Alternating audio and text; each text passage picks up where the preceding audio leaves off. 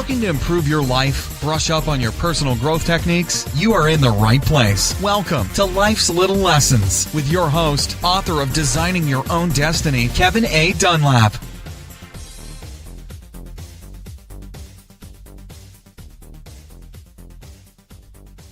Hello, this is Kevin Dunlap with Life's Little Lessons, and thank you again for joining us on today's show. And today I've got a very special guest. This is a lady that's actually moved from another country and is now currently living here in Las Vegas, Nevada. And I think you're going to enjoy listening to her today. She's got a wonderful, amazing accent. I think you guys are going to be enjoying. Her name is Murelle Fellous. She actually has a company that is called Date Like a French Woman, which is also her website, so datelikeafrenchwoman.com. And she is a relationship and self-love coach. Murielle, thank you for joining us today and welcome to the show. Thank you, Kevin. Thank you for having me. I'm really excited for this opportunity. My pleasure. Tell the audience a little bit about what is it that you do and why is it that you do it? So what I do is I coach women who tend to attract, those painful relationships over and over, and they don't know why.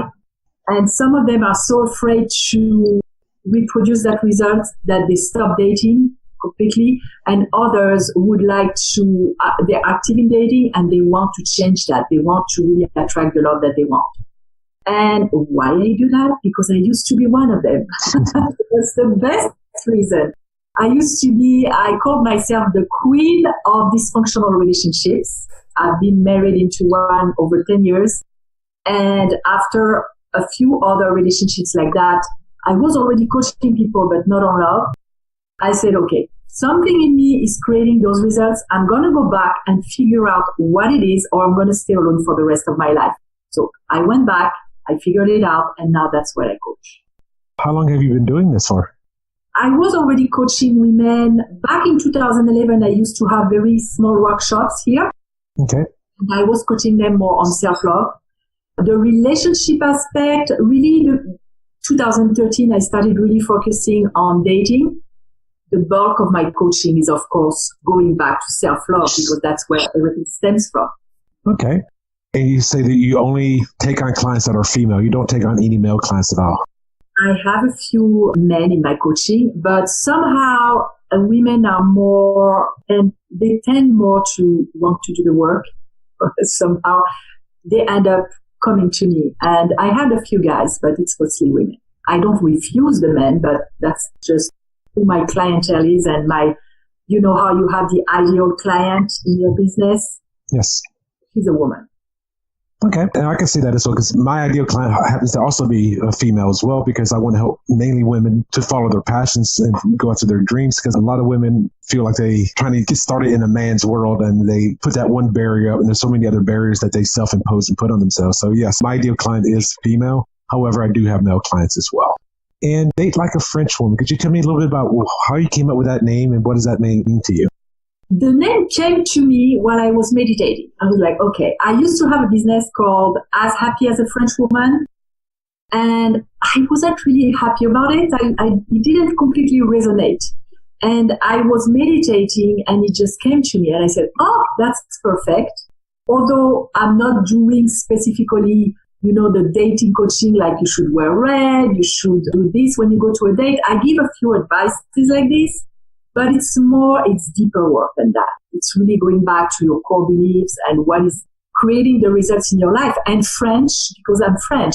And there is an aspect of the French romance that I really wanted to infuse in my dating because I think it's rich. We are a lot about, it's not obvious. It's reading between the lines. It's the way to be, what they say in English, the je ne sais quoi, like that thing that you can't exactly pinpoint, but it's attractive. So I teach that to women.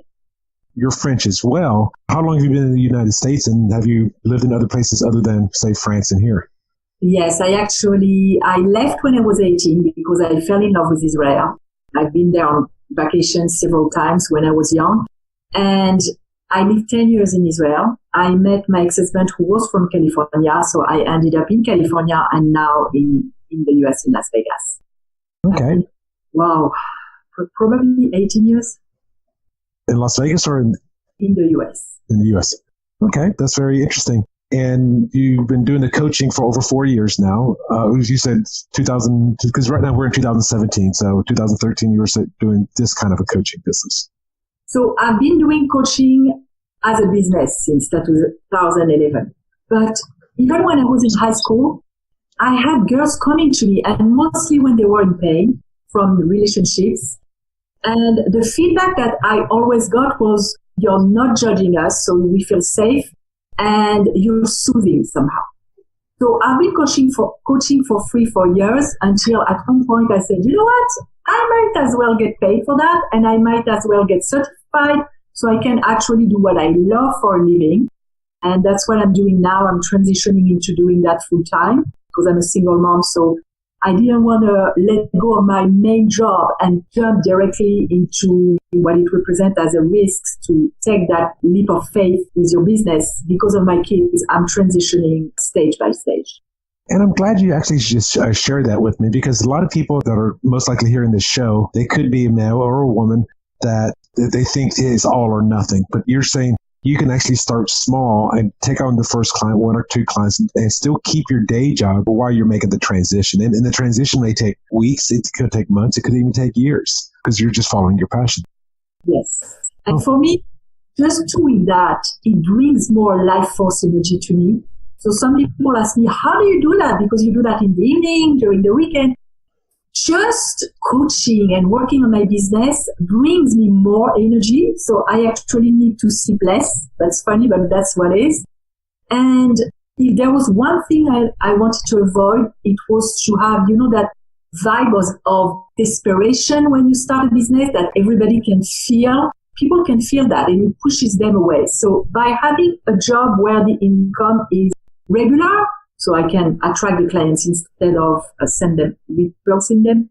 That's a very good point that you're making, because a lot of people, regardless of what kind of business they started, I often see this with, and this is not to be disparaging or anything like that, but I often see this with people that are starting with a multi-level marketing company, is that they go out there and they get so pushy because they want to get that sale that they're not actually being authentic. They're not saying, oh, hey, this is what I'm doing and sharing it. But if you've got other sources of incomes coming in, that financial burden is taken off of you, then you can be more authentic and actually be more of service, is what you're saying. Yes. Especially when you sell love. So I always explain energy because I work on the brain level and on the energy level with people. Energy is like an elevator, and you stop at the level at which you vibrate. So if you want to vibrate at the level of love, you need to be living your life at that level and not being afraid that it's not going to work. I'm elated by what I do, and that transpires. People can feel it. Quote that came to my mind just now is something I'm thinking that you're talking about for the energies, is what you focus on expands. So if you're focusing on the desperation, you're focusing on the negative, that's just going to cause more of the negativity. So with you dealing with energy work, you said, no, don't be focusing on this negative bad thing. Let's focus on this positive good thing. And therefore now, in a way, like the law of attraction, you're bringing it into you. Exactly. And especially that people don't realize that we focus consciously 5% of the time, unconsciously 95 to 97, depends on the studies. You may be thinking that you focus on abundance and growing your business, but in the back of your mind, behind the curtain of your conscious mind, you're running a fear. Oh, I won't have enough clients. I won't have enough clients. Guess what you're going to see? Even at the brain level, there is something called the reticular activating system, which acts like a filter. You cannot see something that you cannot conceive or you don't believe. So if in the back of your mind you're running a thought like, oh, there are not enough clients, I need to get one everywhere I go, that's what you're going to spot in the world. That's what you're going to create as a reality for you. And on an energy level, you're going to have a billboard like literally telling them, I'm desperate, I need clients. Nobody will want to work with you. I've also heard of the reticular activation system as well. And the example that sometimes that people have shown to me was, let's assume that you're driving your car and you're hungry and you're driving along a street that you're very familiar with. Well, if you're hungry and it's lunchtime, you will notice that taco restaurant, that burger restaurant, that Thai place, the Chinese place, that all of a sudden will become your focus. Then tomorrow, you're driving along that same street, let's say it's right about the same time. You're not hungry because you had a big lunch or big whatever, but your car engine light came on. all those restaurants go out of your mind. All of a sudden, mechanic, you start noticing all of that. If you're focusing on that one thing, you're only going to see that one aspect. You have to actually step back and say, okay, let me just take it all in. Yes. It's the same thing when you buy a red car. Then you see red cars everywhere because it's in your consciousness. Like I said, I just bought this new red Honda Accord. All of a sudden you say, wow, there's a lot of people that drive red Honda Accords. Yes. Well, yesterday you never even saw it. You never saw any of those. So Ooh. I'm going to switch gears a little bit here. Well, actually, I'm going to dovetail off something you said earlier, because this also has been true with me, and I'm going to say it's probably going to be true with a lot of people out there. One of the things that you said was that you started doing this business in 2011, but you've been basically doing it since you were a teenager. And I think that happens to me a lot as well, as people came to me even when I was in school, and I'm talking about like middle school and high school, came to me for help and advice, and that was a shoulder there for people to cry on. I mean, that's been going on for quite a few decades. And I think a lot of people actually fall into that category because you were being trusted for this one little aspect. I was being trusted for this aspect. And I'm going to bet that a lot of you listeners and viewers out there have people come to you for certain things. And that might be where Murielle is doing right there, is actually creating a business around that, around something that you have, that you're the expert at, because that's why people come to you. Yes. So I think there are certain talents that you have and abilities that you come with naturally. And I believe in a higher intelligence and a higher orchestration. And I think that if some of us have a purpose, all of us have a purpose. When you can really identify that purpose, those things you do naturally that you are excelling at, you need to have your eyes open and say, okay, if I go with that, things are going to be much more fulfilling and easier. Okay. I want to go back into the area of starting your business. Could you tell me a little bit about some of your early successes? What are some big successes that you had? Even it could be with your getting that first client. It could be a big aha moment or something like that. Could you tell me about some of your early successes? My early successes, so I have some personally, of course, because I changed. But I remember one of my clients is sticking really in my mind because she had been married 3 times in dysfunctional relationships with addicts. Okay. And when she came to me, she really didn't want to reproduce that once more. We really started working together with an 8-week program that I had at the time. And she noticed that everything changed. First of all, she could identify what she didn't want after the 3rd date, sometimes the 1st date. And her relationships, her friendships changed. Even her clients, the people who came to her were of a higher quality, if you want, and less takers because she was not ready to give anymore. And I noticed that with myself too, because what I was doing in love, the way we are in one area of our life is the way we are in all our areas of our life, maybe to a lesser level, but still we're the same. And I used to have friendships where I was the giver, I was the one who always wanted to do the work on the relationship, and the person on the other end didn't want to do the work. They wanted just a crutch or someone to help them do what they didn't want to do. When I started changing, all my relationship changed. Even in my day job, I got more acknowledged. So it's a success all over my life. Okay. And I fully agree with that as well, because I've done a lot of personal growth classes, and one of the biggest things that they talk about is how you show up in this class is how you're going to show up out there in the world as well. And that is absolutely true. So I 100% fully agree with you there. Could you tell us a little bit about some of your more recent successes? Very recently, I held a class called Tap Into Your Inner Beauty and Your Inner Sexy, and that was a local class here in Las Vegas. And one of the person who attended came to me and she said, I love there are classes like this, but I want something continuous. Could you do something like once a month so we stay in the work all the time and we don't just learn it and then drop out of it? We have somebody to hold our hands and keep us accountable. To me, it's really a success because that means that I served someone, I helped someone, and they're asking for more. That means I'm aligned with what I'm supposed to do. And that's really good because sometimes it is those personal acknowledgments from your students or from your prospects, even if they're not even one of your students.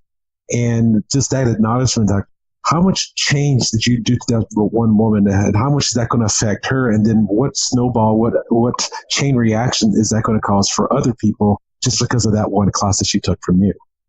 Yes. So the reason I'm being kind of pointing this thing out so much, and I'm sure Murielle already knows this, but I just want to make sure that the listeners out there are hearing this, is that you have something to give, and there are people out there that need your help. In whatever area that you feel that you're somewhat good at, you're going to be better than most other people that are not in that area. You do have something to give, and people will be positively affected by that. And so thank you for sharing that with us. We all learn from our successes, but we also learn more from our failures as well. You and I haven't shared this, but I have shared this on a previous podcast, is that in the subject known as neuro-linguistic programming, or NLP, there are 14 presuppositions. And one of the presuppositions is this: there is no such thing as failure, just feedback. Whenever you have a challenge that came up and it did not turn out the way that you wanted, and it could be something that even caused a divorce, could even go into a loss of job, could even be a big loss, that are still just feedback that you're getting from that. Could you share with us some recent feedback that did not go the way that you wanted? I had one that was really early when I started teaching workshops. Okay. I had one workshop a month. You know, the nature of the business when you're starting is that sometimes people are not going to show up. I ended up ready with my material and everything. And at the time I was doing them in my house. So, oh God, I didn't have to pay for a room or anything. And I was upset and I was angry. And it was in fact a gift, because I had to reframe that in me. I had to understand that if you want to be successful at anything, in fact, if you want to be happy in life, you have to develop the ability to practice acceptance of what is. Instead of always resisting, like it shouldn't be that way, and all those things you tell yourself when you don't like the reality that you're living. Acceptance, that's what is. It's not good, it's not bad, it's neutral. That's a result. And maybe next time, make sure that you get yeses, like there is such thing as a real agreement compared to half an agreement. I've learned some communication tools since then, and I understood what happened. Because when somebody says, oh yeah, I would be interested, it's not a yes. You need to have a yes with maybe a payment in advance and a possibility to cancel if there is an emergency, but you need to get to a yes. And that was my lesson. I wasn't happy at the time, but it served me because now I know better. And I'm glad you said that, because even myself, I'm starting to put on webinars and eventually some workshops as well. There are going to be times when nobody shows up. And you reminded me of a story that another coach that I used to have, he was my book writing coach. And he was doing basically weekly or monthly workshops where he was doing trainings. And then this one time he had this one training, and he had supposed to have a whole number of people show up, and he had one person show up. He felt like a failure. He felt like, oh my gosh, because he was going to say, well, let me just go ahead and cancel this and have the guy come back to another time. So he was feeling like a failure, but the guy that showed up said, well, he felt like it was a success. He goes, I've got you all to me. I'm not sharing you with anybody else. I got one-on-one time with you. And that was when a light bulb went off in his head. Like, okay, this is still a success. And that actually became a client of his that same night. If only one person shows up, nobody shows up. There was an event I put on, and with two other people, and this is when I was doing some real estate stuff. And it was me. I was a real estate agent. We had a credit repair guy, and we had a mortgage lender there. And we were doing this at a title company. And we had a whole bunch of people on Facebook and other social media saying that they were going to come. And we got 0 response rate. What do? We shot it anyway. We recorded a video. It's like, hey, we got a perfect setting. This is great rehearsal. Even if nobody shows up, still make a positive aspect out of it. It happened to me that nobody showed up. And the way I see it is that the universe is here watching me. I want to show up that I'm ready no matter what. I don't control the when, but I control what I do. And if you give your workshop or your class or whatever one more time, it's more training. You're better and better at it. I want to show life and myself that no matter what, I'll be there. Okay. Again, there's no such thing as the failure. It's just a feedback. And another thing you take about it is like, okay, what did I not do what was I doing that was ineffective? What can I do differently next time around? Like you said, have more confirmations. They're not interested. Maybe they are paying a $25 fully refundable when you show up charge. I know one lady that I do a lot of stuff with. Her name is Lisa Sasevich. She does free classes. She has 2 different classes she does for free, but she charges you $99. And when you show up, she'll give you your $99 back. Or, and I love this, or the $99 will go toward one of her other programs that she's going to be promoting at that event. Or, and she always has a charity event going on there as well. So, or your $99 can go to the charity event. Now, when she gives you your $99 back, or 95 or 97, whatever it is, I forget exactly what dollar it is, they will actually, if you want the cash back, they'll give you a $100 bill. So they're giving you more than what you're doing. But it's a great thing because it guarantees people to show up. And if that person doesn't show up, well, she just made $99 off that person. And it's not only about us. I remember I had a coach who really, she told me something that I will never forget. I was coaching for free. And because I wanted to coach. And I said, but I'm helping people. And then at one point they will pay me. And she looked at me, she said, you want to help people? I said, yes. She said, then stop killing yourself. When you give things for free, you don't help anybody because they don't value it. When you have some skin in the game, that's when you really are going to have more potential for change because you're invested. Well, and not only are you invested, the prospect or client is invested as well. Because, yes, you're exactly right. If you go to a 3-day seminar and it's a free seminar, obviously there's going to be some kind of sales going on there because they can't pay for a venue and all of that stuff for free. However, if you go into that seminar, what are the chances that you're going to implement anything?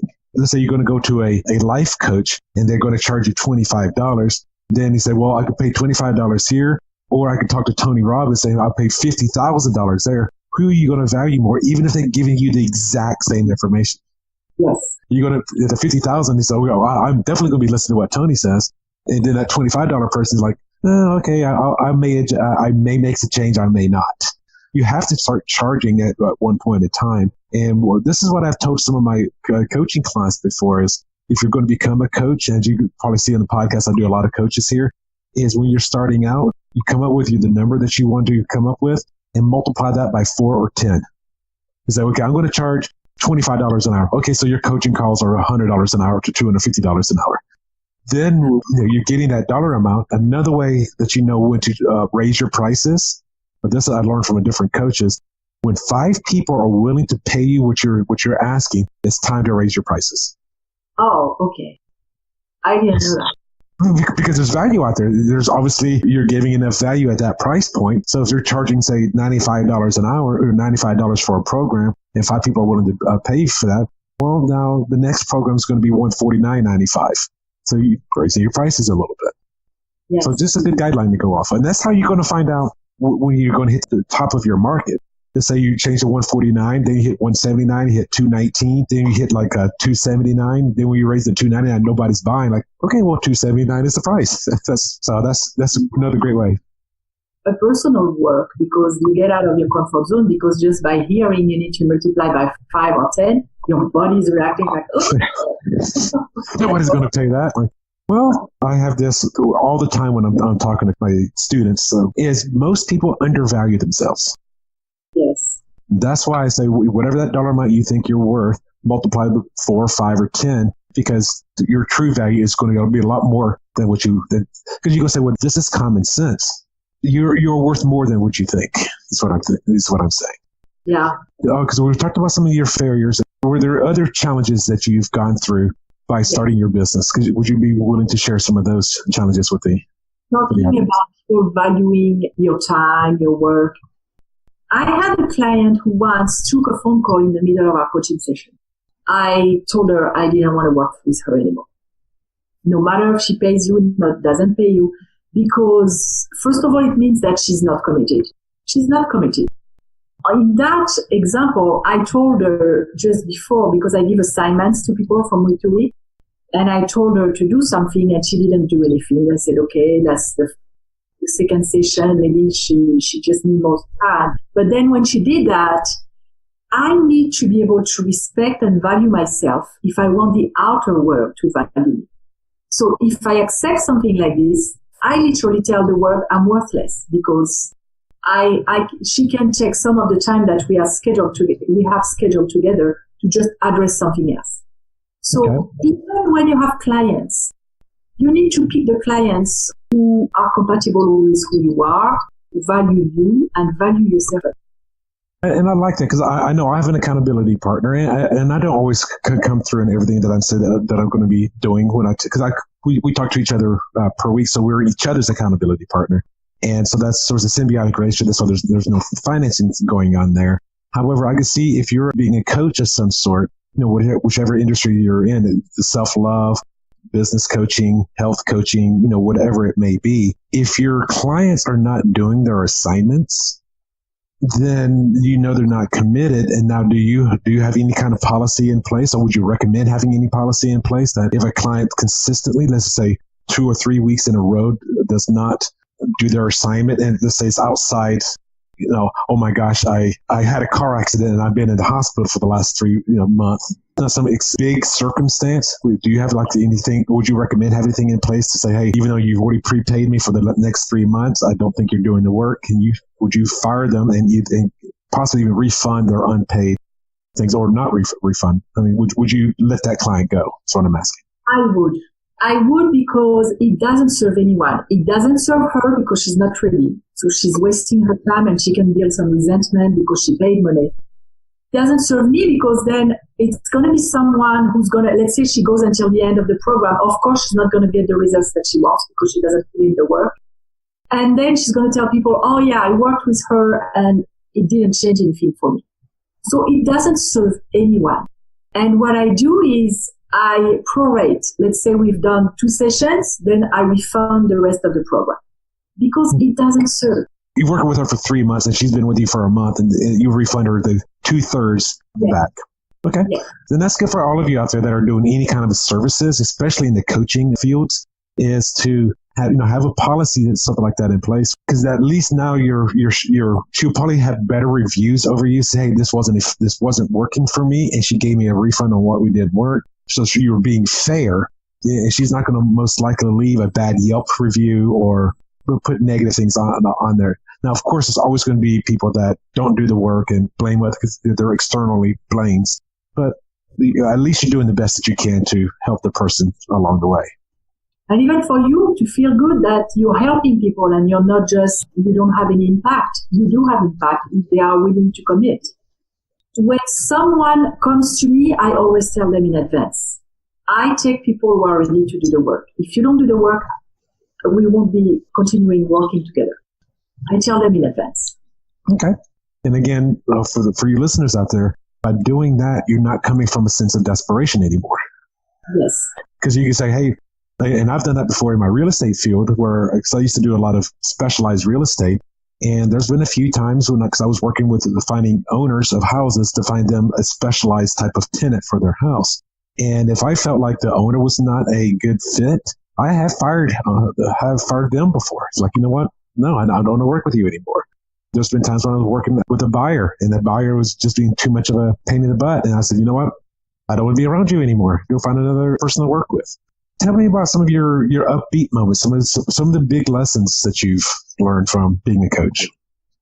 Some of the big lessons, first of all, is that most of the time people teach what they need to learn themselves, because by teaching what I'm teaching, by coaching on self-love and coaching on changing the patterns that lead you where you don't want to go, I'm forced to apply what I say. Because at least me, because I'm authentic and I don't want to lie to people and say, oh, do what I say, but I don't do it. So it forces me to grow every single day. And not really directly related to my business, but I remember a moment where I cried from joy. And I have 3 kids. My oldest one is now in the university, but when she was 18 and I was already going for my dream, building my business on the side of my main job, she came once and she said she made an essay on the American dream. And I said, oh, great. Who did you pick? She said, you. I said, what? She said, yeah, you're a success. You came from a different country. Now you're single mom, 3 kids, on your own financially, and you're creating your dreams on your side. I mean, on the side of your business, on the side of your job. You are an inspiration to me. And I started crying. I mean, just for that alone, I don't care about the business aspect of it, the money, anything. Just to see the impact that I had on my kid, that has no price. And I think that's probably one of the biggest rewards, especially as a coach, is when they come to you and they're so thankful for what you've done for them. I mean, you cannot express that in words. You definitely cannot express that in finances.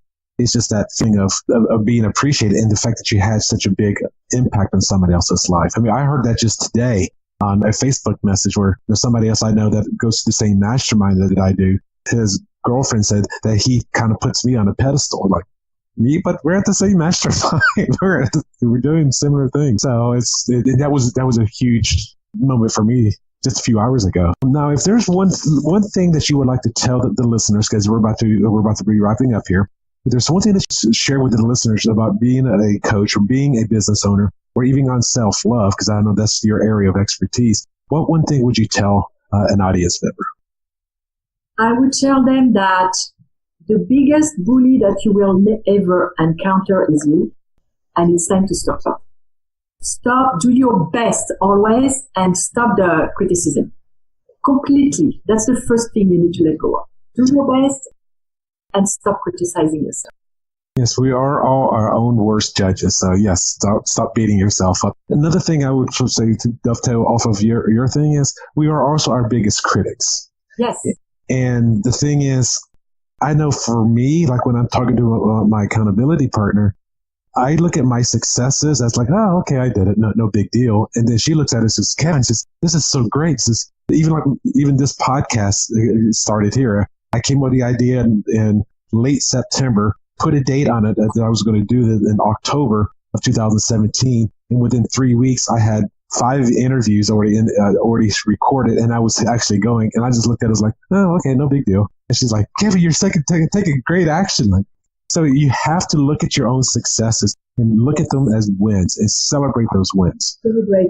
I used to do that too. I was like, no big deal, because people who are driven, they always go forward and they're like, okay, I did it. When you start celebrating, you build inner trust, and then you start listening to the inner voice, and you become bigger and bigger and bigger. Awesome. Well, thank you for sharing that. For people that are possibly looking for relationship advice, and I'm going to say most likely the women, because that's who your ideal client is. That's who you shared with me earlier. If you're looking for somebody who's looking to relationship help or even self-love help, how can they get a hold of you? So they can go on my website, datelikeafrenchwoman.com, and I actually have several freebies. I have a club, Date Like a French Woman Club, which is free, where we have a monthly video call. They take place on the second Monday of the month. Second Monday, okay. And we approach different topics. Usually I see what are the subjects or the topics that women struggle the most with.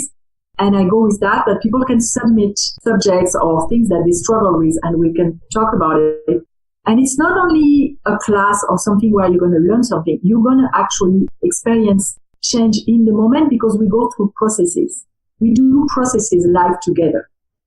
And the second freebie that I have is a lot of the women I know, I coach, are women who attract, those guys that are the players, the manipulators, the ones that really break their heart. So I have a free 10 signs that is not the one, because usually women see the red flags, but they just ignore it. Those red flags you need, and men too, but my clients are women. Those red flags you need to pay attention to, and they need to be present in your consciousness. So I put a list of 10, the biggest one, the ones that if you see that, run. And they can also access that through my website, Date Like a French Woman. Okay, and we were talking right before the show here that you also have either some things that you're about to be launching, or at the time that you listen to this podcast, these are things that you have launched. Could you tell me a little bit about those, or tell the viewers, listeners? So the freebie, the 10 signs, is one that I'm just starting. Online. And that's as of the recording date of this, which you'll probably be launched by the time this goes live. Yes, it will be on my website. Okay. And I really wanted to stay because my heart, because I've been where they are, my heart is really crying for them, because it can be really painful. I'm writing a book now, because in my life, in my situation, it almost cost me my life to date the wrong guy. So I really, really, really want to help women, and I can't stress it enough. If you know what to avoid, that's already a big step. And then we can take on from there and help you attract what you really want. Okay. So it's getting clarity on their past behaviors or past experiences, and then figuring out, okay, what are the triggers and what are the things to avoid? So, and then what else to be looking for?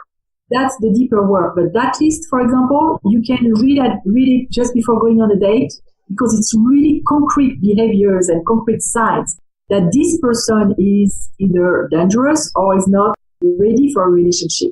So when you know that, there is no point in investing your time, your energy into it. And that's not to be mean or judgmental, but your life is precious. You want to find healthy love, and we're not eternal. So be oriented, like we are talking business. I know people don't like to hear that, but love is like business. You need to be clear on what you want and say no to what you don't want. And I actually agree with you, again, 100% on that, because I know in my past previous relationships that I have usually been attracted to extremely strong women. However, I've also found out that most of those really strong women, I'm not saying all, I just say this is my experience, that I was attracted to, were also emotionally unavailable.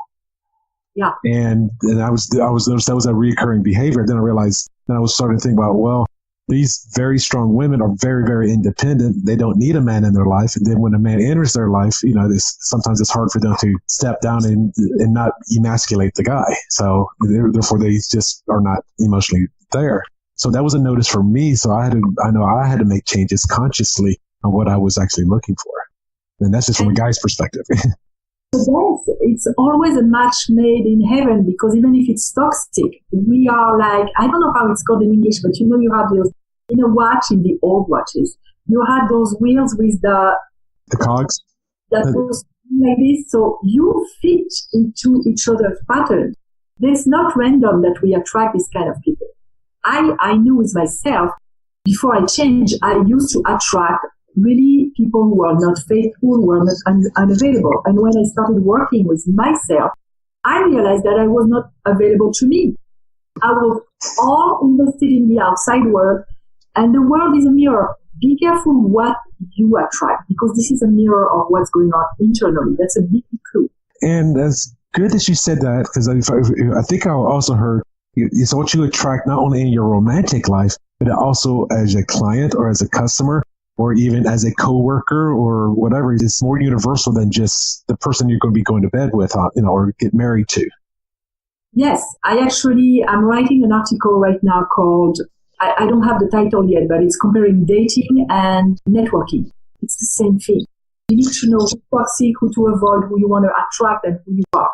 I'm going off because I don't want to be stealing any of your thunder here. I was actually taking a class a few years ago, and I've got a blog that was actually, I believe it was an earlier podcast in season 1. So this would have been last year. And it was called The 3 Lists. And in the 3 lists, and this is all about getting clarity. And on the 3 lists, it was saying, and this is mainly talking about relationship, but you can't say this with business partners. You can say this with friends. You can say this with whomever. The 3 lists are the following. The list number 1, this is your first list, is these are your must-haves, your deal breakers. If they don't have this criteria, and this has to be a deal breaker, there is no gray area. This is the deal breaker. The list number 2 is the important but negotiable.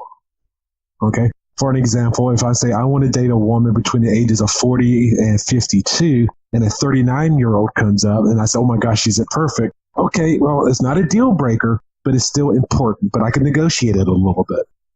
The third list is the would be nice, but not important. I want her to be this way. I say I'm a Pisces. Maybe I say, well, it'd be nice if she was a Pisces. And that doesn't mean that is a deal breaker. It does not mean it's important. It just would be nice. So in getting clarity on that and actually writing this down, I've used to have on one of my whiteboards, like say, as far as relationship, all 3 of those lists. Now I wasn't getting too picky. However, sometimes that important would be go into a deal breaker. Then it'll go back and forth. That's just for me getting clarity out there for helping other people. And like you were saying, to continue on to possibly one of your programs, is if this is a sign that this guy shows up in this woman's life, and she has to realize, okay, that's the deal breaker right there. He can't have that anymore. Because of the image of romance that we have, that they portray in Hollywood movies, like you fall in love, and that's such, excuse me, BS. That's dangerous. Women would try to distort what is to make it fit because they want someone now and they want to be loved. And you need to really keep your head clear. Stay on your side of the fence. I always say, stay in your head. Don't project yourself in 10 years being married with the guy. Stay here and now and see. Imagine this guy who is just behaving with a very big lack of integrity, because I've seen that in some of my previous relationships where the guy had no integrity with his boss. Do you really think that he's going to have integrity with you? He's showing you who he is. Now, if you go further, you're going to be slapped in the face because he has no integrity. That's who he is. So be careful. Yes, it's how you show up anywhere is how you show up everywhere. Yes. And that's in all the live personal growth classes that I've taken, especially if they're going to be experiential. How you show up in that class is how you're going to show up in the real world as well. If you're going to cheat on your boss, you steal money from the company, or you steal pins or whatever. Well, what are you doing in your personal life as well? Because you already said it's okay at work, but what are you going to do in your personal life? Yes, it's a very big sign. Well, Murielle, thank you. I do want to say thank you for being on our show today. Again, for those of you that would like to work with her a little bit more, you can go to her website, which is www.datelikeafrenchwoman.com. You'll learn so much more about yourself, about self-love, and it's all for free. So if you're a guy or a woman, I know you're mainly dealing with women, go onto her site and just check that out. So, Murielle, I do want to say thank you for being here today, and I will be putting in the description how to get a hold of you as well. Any last departing words that you want to say before we sign off here? Yes, just love yourself, and remember that life loves you too. So just love yourself. Well, just love yourself. Thank you very much, Murielle. Well, everybody, thank you for listening to the show. You can also find me online at kevinadunlap.com. You can go to there. You can leave comments on this video or even on this audio podcast. And I know you can leave it in some other places that this is being posted. And again, don't forget, this is Murelle Fellous, and that's www.datelikeafrenchwoman.com. Murielle, thank you for being on the show today. Thank you, Kevin. Goodbye. Okay, bye-bye. Thank you.